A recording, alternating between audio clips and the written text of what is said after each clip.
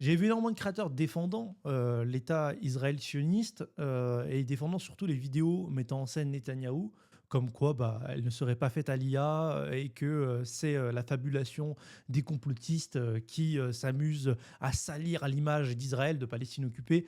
Donc on est face à des vidéos, je ne vais pas vous mentir, clairement faites à l'IA, où on peut voir Netanyahou mis en scène. Mais c'est vraiment devenu grotesque, hein. C'est la vraie allocution en direct, hein. On pouvait voir sur plus de 40 minutes. Il y a plein de moments comme ça où on voit euh, que justement Netanyahou s'avère être en IA. Et là, franchement, là, c'est obvious, hein. S'il vous plaît, regardez la manche. Les gars, il y a plein, j'ai vu plein comment ça s'appelle, de gens qui défendaient Israël en disant oui mais c'est possible parce que les artefacts de l'iPhone, etc. Sur tous les discours précédents, il n'y a jamais eu autant d'erreurs, d'erreurs d'artefacts, de mise en scène. Là on est sur une probabilité qui frise l'irréel en fait, donc je n'y crois pas. Pour moi ces vidéos sont faites à l'IA, voilà. Permettez-moi d'avoir un esprit critique et de remettre ça en question. Donc moi, pour moi, Netanyahou est soit gravement blessé, soit mort, mais en tout cas il ne peut pas être encore en vie après ce qu'on nous montre à l'écran, hein. Parce que regardez, quand vous voyez ça, quand vous voyez ce genre d'erreur aussi flagrante, non mais sérieusement, la manche apparaît. À ce moment-là, on se foutrait pas un peu de notre gueule, quoi. On se foutrait pas un peu de notre gueule. Et les gens qui y croient, généralement, c'est des gens qui sont pas très fut dans l'esprit, tu vois. Et c'est dommage, parce que je regardais Théo Maleni, je trouvais que franchement il était pertinent ce mec-là, même à l'époque il donnait des conseils, etc. Mais quand il fait des vidéos où il parle du conflit et qu'il essaie de couvrir l'actu géopolitique, il omet complètement les frappes qu'il y a à Tel Aviv, le désarroi total qu'il y a en Israël, le fait que les bunkers soient interdits aux non-juifs, enfin bref. Tout ça est omis du discours portant une sorte d'idéologie ou étant un peu orienté, je trouve. Et je trouve ça d'ailleurs très dommage au final. Moi, je trouve ça très dommage de ne pas montrer les deux camps et d'essayer de favoriser, tu vois, une sorte de propagande américaine, une sorte de propagande totalement nauséabonde au final. Moi, je trouve que même depuis le 8 mars, donc selon un journaliste, depuis le 8 mars, Netanyahou n'est plus de ce monde. Et depuis ce jour-là, les vidéos ont notamment changé, ont changé de direction, tu vois, bien plus alarmiste, bien plus dans la confrontation face à la défaite potentielle de l'Iran, une très forte propagande montrant qu'en fait, ils sont en train d'atomiser l'Iran. Je peux vous montrer hein, la vidéo du 8 mars. 8 mars qui est la date du pseudo-décès de Netanyahou, révélé par un journaliste. Donc on peut voir que on est passé sur une propagande pro, on garde la situation sous contrôle, on est en train de défoncer l'Iran et l'Iran est en ruine pendant que nous on est les GOAT. Voilà, c'est exactement ça qu'on peut ressentir et même sur les différentes chaînes, donc BFM TV et sur pas mal d'autres chaînes, on peut voir que selon BFM TV, Tel Aviv n'a jamais connu de bombardement. Là actuellement c'est tranquille, ils sont vraiment en train de gérer la situation et on peut leur faire confiance alors que le détroit d'Ormuz est complètement bouché.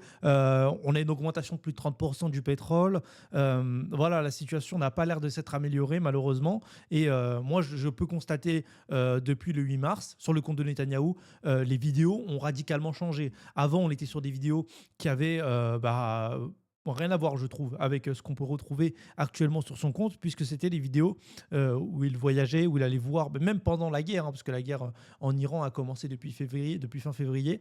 Donc, depuis début mars, on peut voir que il avait un mode de vie complètement différent depuis le 8 mars. Ça a changé sur son compte de type de publication. Je vais vous montrer ça tout de suite. Donc là, on était avant le 8 mars. Voilà, il faisait des rencontres, il rencontrait des différentes personnalités. On peut voir qu'il allait voir certaines victimes du 7 octobre 2023. Et même, il a fait beaucoup de posts et beaucoup de déclarations entre fin février et début mars. Mais ouais, depuis le 8 mars, il y a eu cette vidéo-là montrant qu'en fait, sur i24 News, qu'ils sont en train de garder la situation sous contrôle et que l'Iran est en train de chialer parce que leur leader est mort, etc. Et c'était une vidéo suite aux déclarations de l'Iran, comme quoi ils auraient tué Netanyahou, parce que l'Iran affirme avoir tué Netanyahou. Et du coup, Israël réfute. Israël réfute, donc il nie en bloc ce qui est en train de se passer. Mais voilà, ça c'est la première vidéo de Netanyahou qu'on peut retrouver sur son profil. Après le 8 mars, vidéo totalement zoom, et cetera, pour pas qu'on voit les mains, pour pas qu'on voit les différentes erreurs. Je pense qu'il devait y en avoir pas mal vu ce qui se passe après.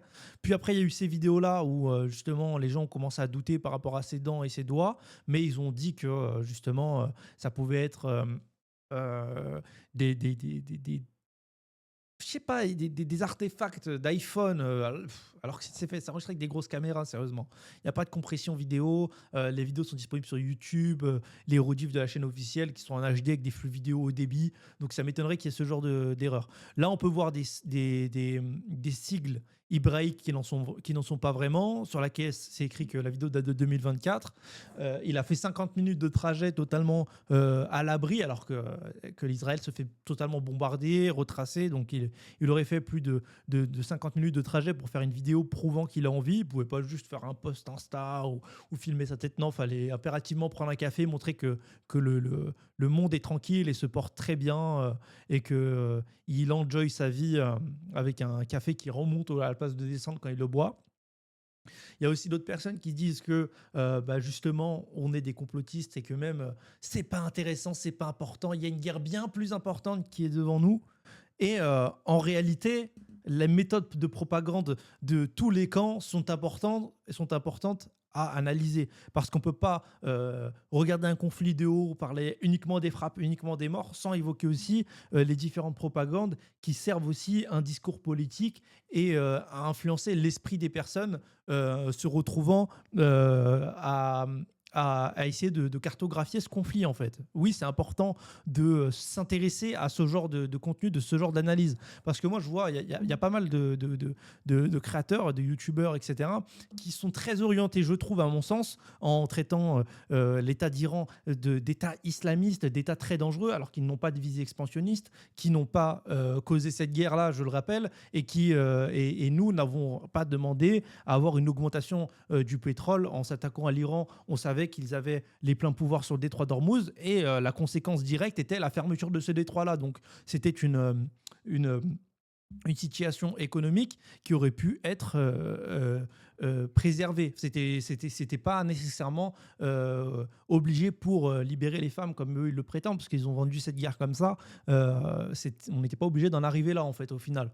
Parce que si c'était pour libérer les femmes, il faudrait peut-être potentiellement arrêter de... Parce qu'il n'y a pas que les chiites. Hein. Il faudrait commencer peut-être par arrêter de travailler avec l'Arabie Saoudite et plein d'autres pays musulmans qui appliquent la charia. Voilà, après, moi, je pose ça comme ça. Mais moi, si vous voulez libérer les femmes et si vous considérez que l'islam est une impasse justement à cette liberté et cette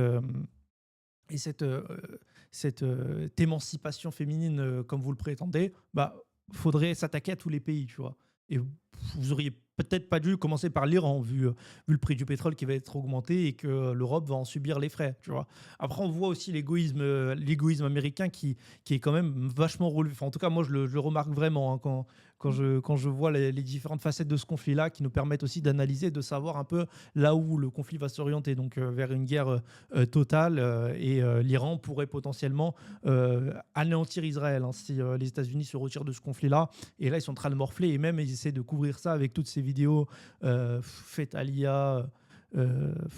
Même cette vidéo-là, quoi, la bague disparaît à un moment donné.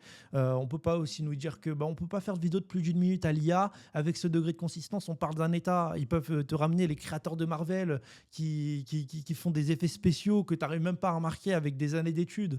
Oui, ils peuvent. Ils ont des moyens. Ils ont des moyens IA qu'on n'a pas. Ils ont énormément de moyens qu'on n'a pas en fait. Ils ont accès à des technologies qu'on peut même pas estimer en fait. Ils arrivent à développer des abeilles avec des caméras, s'il te plaît. Tu ne savais même pas que c'était possible qu'une batterie puisse tenir plus d'une journée avec un petit appareil comme ça, de même pas quelques millimètres. Oui, c'est possible de faire des vidéos IA, à partir de rien. Et oui, c'est possible. Voilà, je suis désolé de vous l'apprendre, mais c'est possible et ça a été le cas justement avec Netanyahou. Chaque apparition publique a l'air bien plus contrôlée qu'elle l'était auparavant. Avant, c'était rien à voir avec ce qui se fait actuellement. Donc oui, pour moi, actuellement, on est sur sur une rotation à double facteur où on peut voir que d'un côté, on a un Netanyahou IA et de l'autre, on a un État dissident qui essaye de nous faire croire des choses qui ne sont pas vraies, en fait. On est vraiment sur une impasse totale, en fait. Même quand Netanyahou s'adresse euh, au ministre, Premier ministre américain, etc. Vidéo qui a l'air vachement fausse, où le gars, on dirait, il a peur, on dirait, il est face à un grand méchant, en fait. Le gars, il dit, mon nom est pas sur la liste, vous m'envoyez soulagé. En fait, toutes les vidéos ont l'air caricaturales, plus rien n'a l'air réel. Même quand ils sont allés ici. Je ne sais pas si dans les réponses on peut voir, on va essayer d'aller dans les réponses pour essayer de voir, mais il me semble qu'il y a des gens qui ont remarqué que les grilles ont changé. En fait, voilà, j'ai juste à scroll un peu pour trouver. Voilà, les grilles ont changé. Donc on est sur des nouvelles grilles. Voilà, donc les grilles ont changé. Probablement c'est pas de l'IA. Probablement c'est juste que il y a un cafard qui s'est coincé et que il a mis un peu de poudre. Donc maintenant il faut changer. Tu sais, ils sont capables de te sortir ça au final. Ils sont capables de te sortir ça, voilà. Donc les petits changements comme ça, des sortes de détails qui te permettent aussi d'analyser, de savoir un peu qu'est-ce qu'il en est. Le discours de Netanyahou en live avec la manche qui apparaît. Pour moi, c'est très flagrant, hein, parce qu'on a eu la poche qui remonte. Apparemment, c'était une poche magnétique, magnétisée, MagSafe. Voilà, c'est une poche MagSafe faite par Apple. Donc apparemment, elle remonte la poche. Quand on met les trucs dans la poche, ça remonte. Apparemment, c'était le ralenti qui causait ça. Maintenant, on a une poche, tu vois, la chemise qui remonte parce qu'il y a le mouvement du bras. Ça, à la rigueur, je peux l'entendre. Mais la manche qui passe de ça à ça en une seule frame, même pas, elle se déplace à la vitesse de la lumière, cette manche. C'est la manche la plus rapide, la plus rapide d'Europe. Ah, mais faut vraiment m'arrêter ça. Regardez, la manche, la manche, elle est tranquille. Là, la manche, elle est tranquille. Je vais enlever pause, vous allez voir. Oui, oui, d'accord. Mais oui, d'accord. La gravité fait ça. Non, mais à un moment donné, je pense qu'il faut commencer par se remettre en question. C'est pas parce que vous soutenez un camp que vous devez soutenir tout ce qui se passe, que vous ne devez pas être nuancé dans votre propos. Et voilà, je m'adresse surtout aux différents créateurs que j'ai pu voir. Je les ai cités, hein, d'ailleurs, Théo Malini, Hugo Posé, etc. Je pense qu'il faut être quand même nuancé. Hugo Posé, Hugo Décrypte. Je sais pas, je confonds. Hugo Décrypte. Je pense qu'il faut être nuancé. Voilà, je pense qu'il faut être nuancé et arrêter d'appeler l'Iran régime islamiste, radical, etc. Quand d'un autre côté, on a un régime sioniste. Je ne sais pas si on pourrait appeler ça des juifs radicaux, mais vu qu'ils veulent bombarder pour accélérer la venue du Messie, on pourrait peut-être se dire qu'il y a quelque chose qui ne va pas, en fait, au final. Quelque chose qui ne va pas, quoi. Genre, quand tu fais la guerre pour patienter pour la venue du Messie, qu'est-ce que ça veut dire par là, quoi? Ça veut dire que la guerre est nécessaire pour patienter jusqu'à sa venue. La venue va les libérer, ils vont gagner toutes les guerres grâce au Messie. Enfin, moi, je sais pas. Moi, ça me fait très peur, en fait. Je sais pas qui est ce Messie-là, mais ça fait flipper, quoi. Si ce Messie-là, il peut gagner une guerre et qu'il faut l'attendre pour gagner cette guerre-là, pour moi, je sais pas. Moi, je suis sidéré, en fait. Ça me fait très peur, en fait, de voir ça. Ça me fait très peur de voir que qu'on attaque uniquement, unilatéralement une seule entité. Or qu'il faut être nuancé, je pense qu'Israël n'est pas tout blanc. Et je sais même pas que je pense, c'est le cas. C'est le cas. On voit des Palestiniens qui se font V-word et c'est même reconnu à la télévision. Ils n'hésitent pas à en être fiers. Voilà. Donc on est sur ce genre de personnes-là, hein. Une personne avec très peu de moralité, très peu de bon sens, très peu de cœur, tu vois, qui disent bah, c'est un sacrifice nécessaire de bombarder des enfants en Palestine parce que justement. C'est les dommages collatéraux pour lutter contre le Hamas, en fait. C'est les victimes du Hamas. Non, on ne veut pas bombarder les enfants, etc. Ils bombardent, ils n'ont rien à foutre, ils bombardent des familles, ils empêchent les largages de réapprovisionnement qui contiennent uniquement de la nourriture d'arriver sur les lieux. Donc oui, voilà, même s'ils causent la famine aux membres du Hamas, comme ils le disent, ils causent aussi de la famine à des familles qui n'ont rien demandé. La famine, ils en ont rien à foutre, hein, tu vois. Donc s'ils tuent des gens pour leur propre bien, tu vois, ça se passe pas comme ça. Ça s'est jamais passé comme ça. Dans ce cas-là, quand il y a, imaginons, une prise d'otage dans un endroit, du coup, on va pas se soucier des otages, en fait. On va bombarder tout. En fait, la police, pourquoi ils se soucierait des otages? Pourquoi pas faire sauter direct la maison? Il y a les civils qui meurent et les personnes prenant l'otage. Bah, c'est la même chose, en fait. Si vous estimez que dans cette zone-là, il y a une prise d'otage, prenez soin des personnes qui ont été prises en otage. Je sais pas. Enfin bref, en tout cas, de toute façon, ça se voit de plus en plus, les gens, ils ouvrent les yeux, de plus en plus, les gens, ils remarquent, enfin, CNews, BFM TV, etc., tout ça, c'est la même merde, ils sont tous vendus. Et les vidéos d'ailleurs, et d'ailleurs, il faudrait que j'en parle ça aussi à un moment donné que, en fonction de ce que tu dis sur les réseaux, tu peux te faire censurer sans ton consentement, on peut te censurer, on peut t'enlever de l'espace public parce que si une vidéo est trop virale, l'État français peut décider de la censurer parce que tu es obligé de t'appuyer sur des sources certifiées comme, Hugo Décrypte le fait ou Théo Maligny le fait. Donc c'est pour ça qu'il ne parle pas nécessairement des bombardements qu'il y a à Tel Aviv. Donc oui, on a aussi, tu sais, un deux poids, deux mesures et surtout que, la liberté d'expression n'est plus trop présente en France quand on s'adresse certaines contrées, certains pays, quand on essaie de documenter ce qui se passe aussi à l'international, vraiment dans des pays qui nécessitent le débat comme, enfin qui suscitent le débat. Donc oui, pour moi, il y a un gros problème de liberté d'expression en France et les gens commencent à de plus en plus ouvrir les yeux. Voilà, les gens ouvrent les yeux là-dessus et c'est pas pour me déplaire. Honnêtement, moi, je suis très content qu'on en soit arrivé là et la France, heu par le bien de cette censure, bah, rassemble des gens et fédère des gens, et peut-être que ça va fédérer des extrêmes opposés qui seront au final contre tout ce qui est en train de se mettre en place, côté censure. Voilà, moi, c'est mon avis en tout cas sur ça, sur tout ce qui s'est passé et et oui, avec la mosquée Al-Aqsa, les musulmans sont interdits d'accès. Certains juifs même ne peuvent même pas accéder, au bunker parce que, il est détenu par d'autres juifs qui, eux, veulent rester entre familles dans ce bunker-là et pas le partager avec d'autres citoyens qui en auraient peut-être besoin. Et je vous en parle même pas des non-juifs, hein, qui, eux, ne peuvent même pas accéder au bunker. Voilà, ça, c'est pas documenté, c'est pas relaté, personne n'en parle. Et pour moi, c'est très important parce que ça participe aussi aux conséquences de la guerre directe, en fait, et des types de populations qu'on peut y retrouver au sein de ce pays-là, pays qui s'appuie sur la colonisation et qui est très racialiste dans sa façon de penser. Voilà, en tout cas, suprémaciste et racialiste. Bref, en tout cas, c'était Kyoshi Conflit. Merci d'avoir regardé cette vidéo et j'espère vous revoir pour une prochaine news.